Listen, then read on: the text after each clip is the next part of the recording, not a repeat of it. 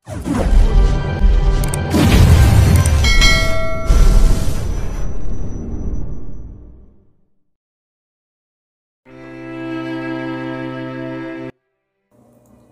lang si Maddox mula nang umalis sila ng hotel. Bagamat hawak niyang kamay ni Pamela at ramdam ni Pamela ang init mula sa palad niya. Kumakabog na malakas ang kanyang puso. Hindi maiwasan ni Pamela na hulaan kung bakit niya ginawa ang ginawa niya kanina. Bakit kailangan niyang makipagpustahan kay Tom? At bakit niya sinabi ang lahat ng yon? At saka bakit mukhang galit siya? Siyempre, ang huling tanong ang pinakamahalaga.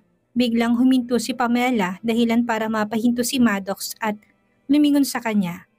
Lumapit siya, tinawakan ng mukha ni Maddox. Mahinhin at malambing ang kanyang boses. Galit ka ba? Tahimik na tumingin sa kanya si Maddox na may malalim na tingin. Galit siya, lalo na sa mga komento ng mga celebrity sa may pintuan at dahil sa pagiging masaya niya sa paglalaro ng baraha kasama si Tom. Naniniwala siya na walang namamagitan sa kanila ni Tom, ngunit sumama pa rin ang loob niya. Gayunpaman, pagkatapos niyang pakinggan ang malambing na boses ni Pamela, lumingon siya upang ngitian si Pamela at malumanay na sumagot. Huwag kang masyadong mag-alala, hindi ako galit, pero mukhang masama ang loob mo. Medyo. Napaisip siya.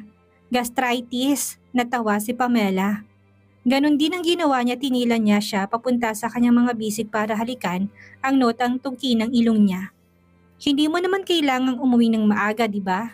Nagtanong siya sa tapat ng tenga ni Pamela. Meron ka bang gustong gawin ngayon? Kahit anong bagay na gustong-gusto mong gawin. Ang kanyang mainit na mga labi ay nakatapat sa tenga ni Pamela, habang ang kanyang malalim at paus na boses ay binibigkas ang nakakatuksong mga salitang iyon. Pakiramdam ni Pamela ay bumilis ang tibok ng kanyang puso habang namumulang kanyang mukha. Sumandal siya kay Maddox. Ang pinakagusto kong gawin ngayon ay ang yakapin ka ng ganito. Natuwa si Maddox dito. Ano pang gusto mong gawin pagkatapos mo kong yakapin, ha? Tumingala si Pamela, makikita ang pagtataka sa inosente niyang mga mata. Isipin mo kung paano tayo noon, ngumiti si Maddox habang hinahaplos ang mukha ni Pamela. Sa bahay? Saan mo ko madalas niyayakap? Halatang ayaw sa kanya ni Pamela ang sinabi niya at sinadyang sinabi ni Pamela na, noon. Di ba lagi tayo magkayakap sa may balkonahe? Sabay tayong tumingin sa mga bituin pagkatapos kitang yakapin ng ganito. Hindi makapagsalita si Maddox, natawa si Pamela. Oo nga pala Maddox, parang gusto ko mag-stargazing ngayon. Samahan mo ko, okay? Masama ang loob ni Maddox, ngunit pinilit niyang ngumiti. Sige, stargazing. Puno ng pagmamahal ang kanyang tono, palihim na humagikik si Pamela na parang isang tusong fox. Subalit noong tumingala siya, mahamog ngayong gabi at medyo mamasa-masa at malamig ang paligid. Malamang wala silang makikitang mga bituin ngayon. Malungkot siyang tumingin kay Maddox at sumimangot. Noong nasa Centrolis ka at nasa Diangasas ako noon, nakita ko maganda at puno ng mga bituin ang kalangitan dito sa pamamagitan ng video na ipinadala mo sa akin. Huwag kang mag-alala, may hinahon ng tingin ni Maddox. Magiging maganda rin ang mga bituin ngayong gabi, pero sumama ka sa akin. Hinawakan niyang kamay ni Pamela. Sisiguraduhin ko makikita mong mga bituin. Hinila niya si Pamela papasok sa kotse. Nagmaneho si Maddox patungong silangan. Sinundan niya ang kalsada sa tabi ng dagat at nakarating sila sa pribadong beach ng mga Crawford. Sinundan siya ni Pamela doon, tumapak siya sa malambot at mabuhanging dalampasigan. Dumampi sa kanyang muka ang maalat na simoy ng dagat at naririnig niya ang mga sigal mula sa malayo. Hinubad ni Maddox ang suot niyang jacket para isuot ito sa kanya at pinatingin niya siya sa langit sa malayo. Walang kahit na ano dito, nakadilat ang kanyang mga mata, ngunit ang tanging nakikita niya ay kadiliman, ngumiti si Maddox. Tinan mo lang ng maigi. Niloloko mo ba ako? Sino niloloko sa'yo? Puno ng walang hanggang pagmamahal ang kanyang ngiti. Doon, tingnan mo. Hindi ba mga bituin yun? Noong muling tumingin si Pamela, maraming maliliit na liwanag ang sumulpot sa kalangitan. Sa hindi malamang dahilan, nagtaka siya. Mabilis lumilipad patungo sa kanilang mga liwanag na yon. Nung lumapit ang mga ito, nakita niya mga drone ng mga ito. Daan-daang mga drones ang nandito. Niliwanagan ng mga kumikinang na drone ang kalangitan sa gabi na parang mga bituin na nasa isang kulay asul na canvas. Natulala si Pamela habang nakatitig siya sa langit. Bahagyang natawa si Maddox habang nakatingin siya sa kanya. Ang daan-daang drone ay bumuo ng isang malaking puso sa kadiliman bago binuo ng mga ito ang salitang, "Mahal." Parang panaginip ang eksenang ito at hindi makapaniwala si Pamela. Marahan niyang tinawag si Maddox. "Maddox, ito ay..." "Sabi ko sa'yo, makakakita ka ng mga bituin." Natuwa siya at naantig. Hindi niya alam kung anong sasabihin. Habang nakatitig siya sa kanya gamit ang maningning niyang mga mata, napuno ng luha ang mga ito. "Maddox." Wala siyang ibang masabi kung hindi ang pangalan niya at hindi siya makapagpatuloy sa pagsasalita. Inaalala niya na baka maluha siya kapag nagsalita pa siya. "Huwag ka na munang umiyak." Ngumiti si Maddox at sinabi sa tapat ng kanyang tenga. "Ipikit mong mga mata mo." Sinunod ni Pamela ang sinabi ni Maddox at naramdaman niyang ibinuka ni Maddox ang kanyang kamay. Nakatutok sa itaas ang kanyang palad at naramdaman niya na may dumapo sa kanyang palad. Nung iminulat niya ang kanyang mga mata, nakita niyang isang kwintas sa kanyang kamay. Hugis bituin at buwan ang mamahaling sapphire na nakabitin sa isang kwintas na gawa sa platinum. Malalim at malumanay ang boses niya. "Pamela, kinuha ko mga bituin at ang buwan para sa'yo. Papakasalan mo ba ako? Magsama tayo habang buhay, okay?"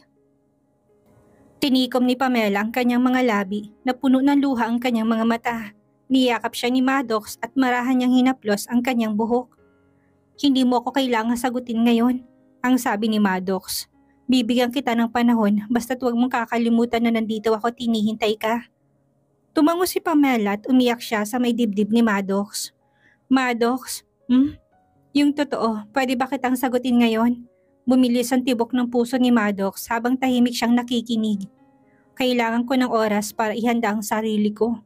Tumingin si Pamela kay Maddox na may taus-pusong ngiti sa kanyang mga labi. "Kailangan ko rin ng panahon para tuklasin ang mundong ito. Sana kapag pinakasalan kita, kaya ko nang tumayo sa tabi mo at maging kasing husay mo ko. Kaya, dito ka lang at huwag kang aalis, okay? Sige." Tumingin si Maddox sa kanyang mga mata at seryoso siyang nangako.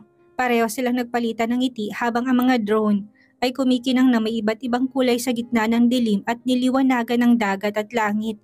Kahit na maging maulap pa ang kalangitan simula ngayon, kokolektahin pa rin niya ang lahat ng mga bituin sa langit para sa kanya. At buong pagmamalaki siyang tatayo sa kanyang tabi at ipapaalam niya sa mundo na karapat-dapat siya. Kararating lang ni Jocelyn sa Centrolis nung inihatid siya ni Clark sa Maddox residence. Napuno siya ng halo-halong emosyon sa pagbabalik niya sa pagkakataong ito. Ayaw niyang pumasok sa Crawford Manor. Kahit na malayo ang Maddox residence sa mansyon, maaari pa rin niyang makasalubong sina Harold at Kaylin. Kung maiilang ang lahat kapag nagkita sila, mas mabuti pang huwag na lang silang magkita. Sa kabila nito, mag-aalala siya kay Maddox kapag hindi siya pumunta. Pati ang Murphy na yon. Anong klaseng tao siya para magawa niyang utuin ang kanyang anak na isuko ang buong Crawford Empire? Huminga ng malamig si Jocelyn at ibinaba ang bintana ng sasakyan upang lumahap na sariwang hangin.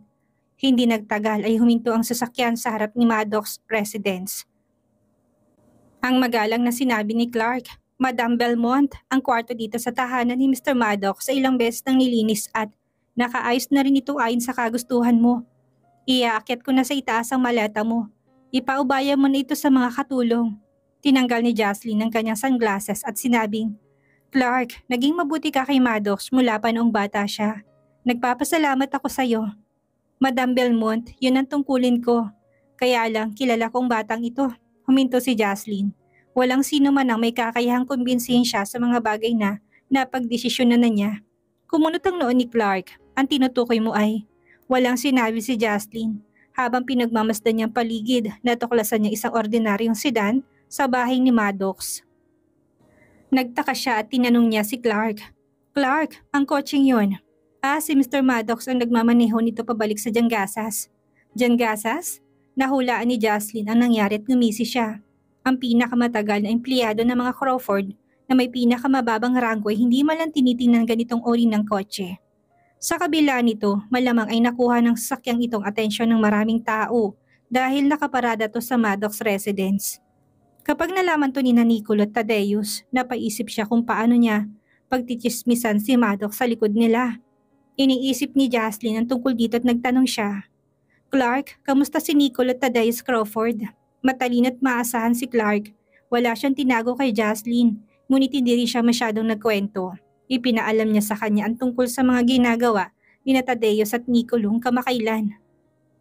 Isinaalang-alang ni Jocelyn ang posisyon ng kanyang anak sa mga Crawford at nagpasa siya na huwag na munang pumasok sa Mad Residence at imbestigahan na munang tungkol kay Thaddeus. Ang nakangiti niya sinabi, "Dahil bihira akong bumisita, may regalo ako para sa panganay na tagapagmana. Pakiusap, dalhin niyo ako sa Thaddeus Residence." Pinagmumura ni Thaddeus si Maddox sa may sofa sa bahay niya dahil natanggal sa trabaho ang kanyang ama. Dinampot ni Juliana ang mga damit sa sahig at tumingin siya sa salamin. Natakot siya at sumama ang loob niya nang makita niyang mga sugat sa buong katawan niya. Alam ni Juliana na isa lamang siyang laruan para kay Thaddeus, ngunit hindi siya nangahas na galitin si Thaddeus. Natakot siya sa impluwensya ng mga Crawford at pinapangarap rin niya ang maikasal sa pamilya balang araw. Kahit na hindi magiging mabuting asawa si Thaddeus, kailangan lang niya ang katayuan bilang Miss Crawford. Kaya naman lumapit siya para lumuhod sa tabi ni Thaddeus. Hinawakan niyang isa sa kanyang mga binti at marahan itong minasahe. "Mr. Thaddeus," tinawag niya siya ng may malambing na boses. Naiinis na tumingin sa kanya si Thaddeus. Nakipagrelasyon siya kay Juliana noong umpisa para lang masubukan niya siya at pinanatili niya siya noong nakita niya na masunurin siya. Sino mag-aakala nakakapit sa kanya ang babaeng ito? Hindi lang yon. Wala rin siyang tigil sa paghingi ng kung ano-ano sa kanya. Noong may nangyari sa kanila, noong nakaraan, biglang nagtanong si Juliana kung kailan niya siya pakakasalan. Nakaramdam siya ng pandidiri. Sinuntok ni Thaddeus ang sofa sa sobrang inis. Lalong namutla ang payat niyang mukha at lalo siyang nagmukhang masama. Takot na takot si Juliana. Hindi niya maintindihan kung anong kinakagalit ni Thaddeus. Ngunit nakikita niyang kasamaan sa kanyang mga mata. Nanginginig siyang nagtanong, "Mr. Thaddeus, anong nangyari?" Tumingin si Thaddeus sa kanya at bigla siyang bumangon para sipain si Juliana. Binuhos niyang galit niya sa kanya. "Ang lakas ng loob mong tanungin ako kung anong nangyari ha?" Ang sabi niya habang nangangalit ang kanyang mga ngipin. "Kung hindi ka nagpanggap na si Pamela at gumapang sa kama ko, tinatapakan ko na sana si Maddox ngayon." Napaatras sa takot si Juliana. "Yung hayop na Maddox na yun," nagmura si Thaddeus. "Bababuyin ko si Pamela sa harapan niya balang araw." "Mr. Thaddeus, manahimik ka." Nanginginig si Juliana, ngunit ayaw niya umalis ng ganun-ganun na lang. "Mr. Thaddeus, makinig ka sa akin." Kumabog ng malakas ang puso niya. "Hindi mahirap para sa'yong makuha si Pamela o ipahiya si Maddox. May paraan ako." "Ikaw?" Nagtaas ng kilay si Thaddeus. Tumango si Juliana at sinabing, "Hindi ba hawak mo pa si Denver?" Huminahon si Thaddeus. Ano ngayon?" Nagkaroon ng kasunduan ng mga Murphy at mga Stewart noon at nagpakasal si Pamela kay Denver. Ngumisi si Thaddeus. "Si Pamela o ikaw?" "Well," nangatwiran si Juliana. "Si Pamela pa rin ang asawa ni Denver." "Talaga?" Napakagatlabi si Thaddeus. Bumaba ang tingin niya kay Juliana na may mapagmamataas at nilagay niyang kanyang mga kamay sa kanyang bulsa. "Nabalitaan ko na nakita ni Maddox ang lalaki nagrehistro ng kasal nila noon. Sinabi ng taong yun na kinuha niya pera ni Wilson Murphy at hindi siya nangahas na huwag itong gawin. Ngunit tiniri siya nangahas na labagin ng batas. Kaya naman gumawa siya ng 2 peke marriage certificate. Walang kinalaman si Pamela kay Denver." Tumingin ng masama si Thaddeus kay Juliana. "Wala kang kahit ano? Kahit na tayo lang ang nakakaalam na hindi sila mag-asawa." Ang sigaw ni Juliana. Napahinto si Thaddeus. "Anong ibig mo sabihin?" "Ang lahat ng tao sa labas, hindi nila alam na hindi mag-asawa sila Pamela at Denver. Kapag pinakalat natin ang balita at sinabi natin na si Mr. Crawford ay may relasyon sa isang babaeng may asawa, anong iisipin ng matandang pinuno ng mga Crawford kapag nagkagulo ang lahat?" Medyo nag-alinlangan si Thaddeus. Kapag nasira ang reputasyon ni Maddox at nagalit ang kanyang lolo, madadamay din ang iba. Paano kapag nabisto siya? Ang sabi ni Juliana. "Mr. Thaddeus, kayang kontrolin ng lolo mo ang mga Crawford, pero kaya niya bang kontrolin ng mga netizen? Wala siyang magagawa tungkol sa sasabihin ng mga tao online. At alam ko kung anong gusto ni Pamela. Pinapahalagahan niya ang kanyang reputasyon." Ngumiti ng masama si Juliana. Napaisip si Thaddeus at ngumisi. Marahil ito ay isang magandang idea. Ang kasinungalingan na magiging katotohanan kapag inulit ito ng ilang libong beses. Magagawa ba nila Pamela at Maddox na magpaliwanag sa bawat isang netizen? Mabigo man siyang talunin si Maddox, pwede pa rin niyang pahirapan. Akalain mo nga naman, kinurot niyang baba ni Juliana at sinampal niya ang 2 beses ang kanyang mukha. Hindi ka naman pala ganong katanga, may laman pa rin naman pala yung utak mo. Nasaktan si Juliana sa kurot ni Tadeus, ngunit pinilit niyang ngumiti. Binobola mo naman ako. Panggastos mo to. Inihagi sa kanya ni Tadeus ang isang card. Sabi mo sa akin kung kulang pa yan. Salamat. Ito pa. Naglabas siya ng isang pintas at tinitigan niya si Juliana. Juliana, kapag nagpakabait ka, hindi imposibleng maging singsing ang kwintas na ito. Tuwang-tuwa si Juliana at halos mapalhod siya. Pareho ang layunin natin, ngumiti si Tadeus. Yun ay ang siguraduhing magdurusa si Maddox Crawford. Oo, Mr. Tadeus. Pagplanuhan mo tong mabuti. Ipaalam mo sa batang yun kung gaano ako kagaling. May mga ingay na nagmumula sa sala. Maririnig ang malakas na tunog ng mga takong ni Jaslyn sa sahig habang mabilis siyang naglalakad. Gusto siyang pigilan ng mga bodyguard, ngunit hindi sila naglakas loob na gawin iyon at pinanood lamang nila siyang pumasok sa loob. Habang papasok siya, narinig niyang pagmumura ni Tadeus kay Maddox. Tinawag siyang hayop ni Tadeus at sinasabing pahihirapan niya siya. Akala niya ba walang nanay si Maddox? Hinubad ni Jaslyn ang suot niyang jacket at tinas niyang kanyang manggas na parang handa na siyang lumaban. Nataranta si Tadeus at sinigawan niyang kanyang mga bodyguard. Mga patay na ba kayo? Bakit niyo siya pinapasok? Nandito ako para bisitahin ang mahal kong pamangkin. May dala akong regalo. Nakakatakot ang ngiti ni Jaslyn. Oh, may bisita ka. Hindi pa nakakita ng babaeng may ganitong presensya si Juliana. Natigilan siya at hindi niya nanghas na huminga ng mas malakas. Merong kakaibang ngiti sa mukha ni Jaslyn. Pagpasok niya, kinuha niya ang golf club sa daan. Narinig kong pag-uusap niya ng babaeng ito sa may pintuan. Pinakamamahal kong pamangkin. Ang diretsong sabi ni Jaslyn. Ano kayang plano mo para ipaalam sa anak ko kung gaano kakagaling? Sumenya si Tadeus sa mga bodyguard na palayasin si Jaslyn. Ngunit noong pinalibutan siya ng mga lalaki, napatras sila dahil sa tingin niya hindi siya isang ordinaryong babae. Mataas ang katayuan sa mga Belmont at hawak niya mga financial group sa Cheeseland. Kapag nasaktan si Jaslyn Belmont, magkakagulo ang lahat. Ha? Aunt Belmont. Ang sabi ni Tadeus. Oops, sorry, ex-Aunt Belmont. Mukha kasing lakas ka pa rin ng dati. Kamangha-mangha, hindi ba sasaktan mo pa rin ang anak ko? Suminghal si Tadeus at binagsak niyang kanyang sarili sa sofa. Nagkakamali ka. Ang anak mong nang-aapi sa akin sa board meeting buong araw.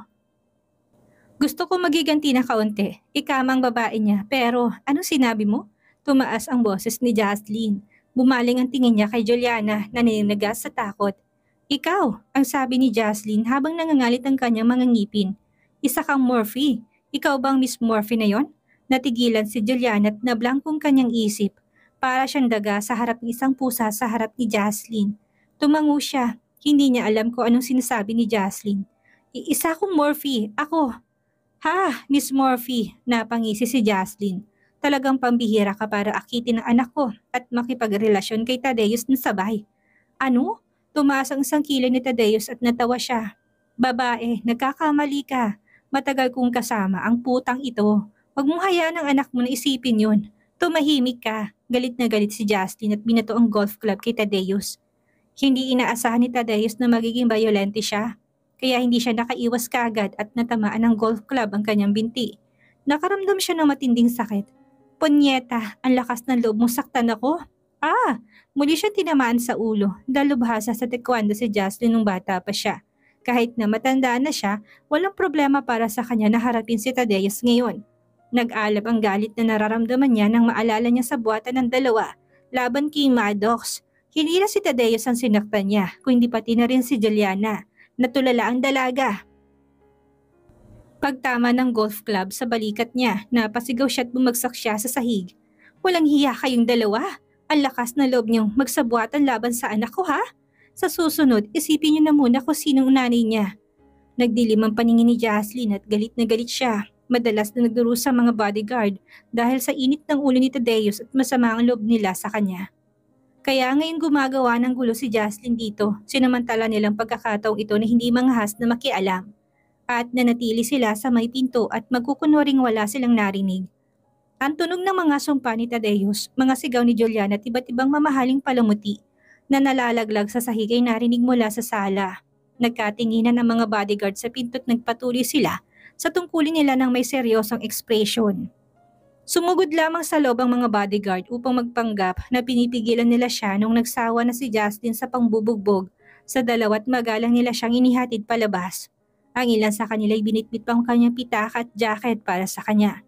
Pinagpaga ni Justin ang kanyang sarili, mukhang muli siyang nabuhayan ng loob. Sininghalan niyang namamagat bugbog saradong magkasintahan. Ininsulto niya sila at inihagis niya ang golf club sa sahig. Tadeus Crawford, huwag mo isipin na hindi ko alam ang ginagawa mo sa Centrolis. Hiniwalayan ko na si Harold, pero nanay pa rin si Maddox. Saktan mong anak ko at bubugbugin kita sa tuwing makikita kita hanggang sa mamatay ka. Tinakpan ni Tadeus ang namamaga niyang mukha na may isang sirang ngipin habang tinuturo niya si Jocelyn at bumubulong-bulong. May sinasabi siya. Ang nanginginig na si Juliana sa may mga sugat sa buong katawan ay nagtago sa ilalim ng mesa. Tumingin si Jocelyn sa kanya at sumigaw siya. Hindi ko talaga inasahan na tatalikuran mo si Maddox. Ang isang babaeng tulad mo hindi karapat-dapat sa pagsasakripisyo ng anak ko. Mula ngayon, huwag mo nang isipin na magpakita pa sa harap niya. Naglakad siya palabas ng Tadeus residence pagkatapos noon. Sinamahan siya ng mga bodyguard hanggang sa makalabas siya ng pinto.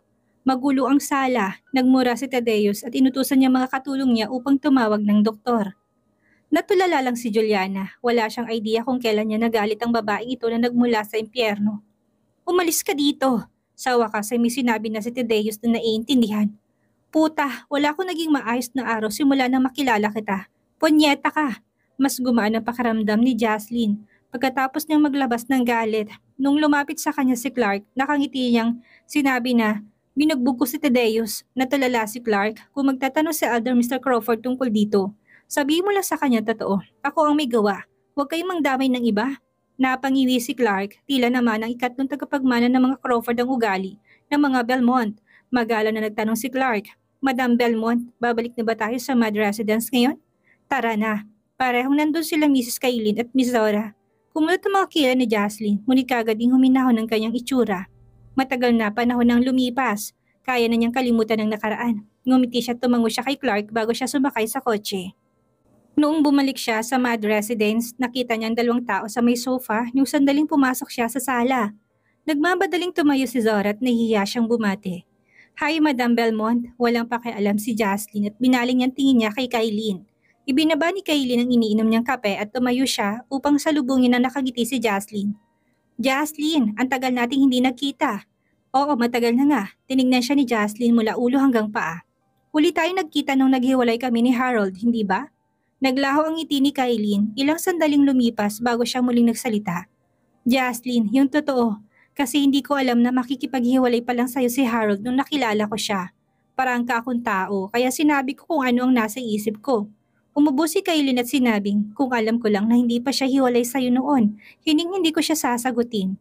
Pero walang sinabi sa akin si Harold at sinalukong lahat ng sisi sa loob ng maraming taon. Oo, nanggagalaiti si Jocelyn at sinabi niya na may mababang tono. Yun ang dahilan kung bakit minamalas ang sino mang magpapakasal sa walang kwentang lalaki na yon. Hay nako Jocelyn, tuwang-tuwa si Kailin sa wakas ay nagkasundo tayo sa isang bagay. Naiilang nang umiti si Zora at tumingin siya sa kanyang ina. Ah, tama-tama. Pinigilan ni Kailin ang kanyang sarili.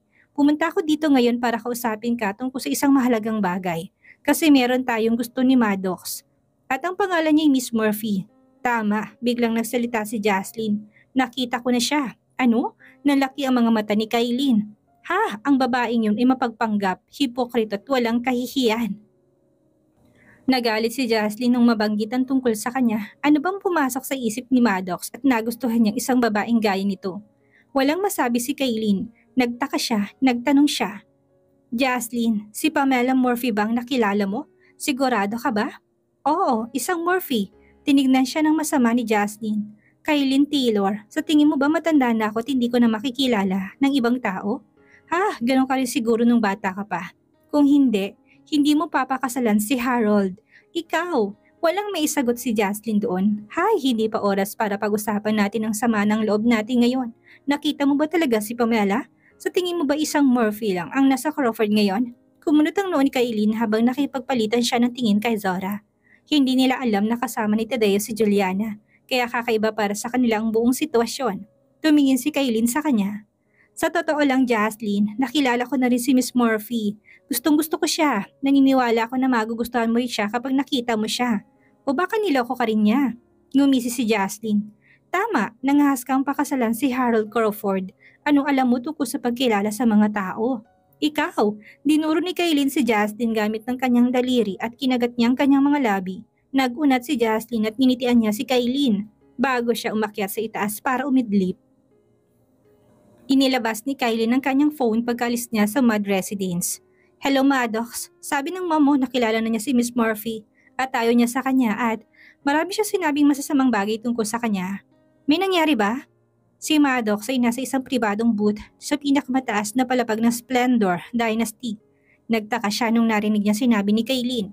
Nilapag niya ang caviar na hawak niya at sinabi niya na nakasimangot na hindi ako nag-set ng appointment para magkita sila. Kung ganun, anong problema niya? Natahimik sandali si Maddox, malamig ang kanyang ekspresyon at mukhang problemado siya pagkatapos niyang ibaba ang tawag. Nagpalitan ng tingin sina Genaro at Franco na nasa tabi niya at nilapag ang kanilang mga kobyertos. Naiintindihan ni Franco ang pag-aalala ni Maddox. Sa tingin ko kahit na gusto mo ng mom mo si Pamela, hindi niya siya kakamuhian na sobra. Siguradong may hindi tama dito. Nakatulang ang mga mata ni Genaro sa masasarap na pagkain sa harapan nila. Genaro, ano sa tingin mo?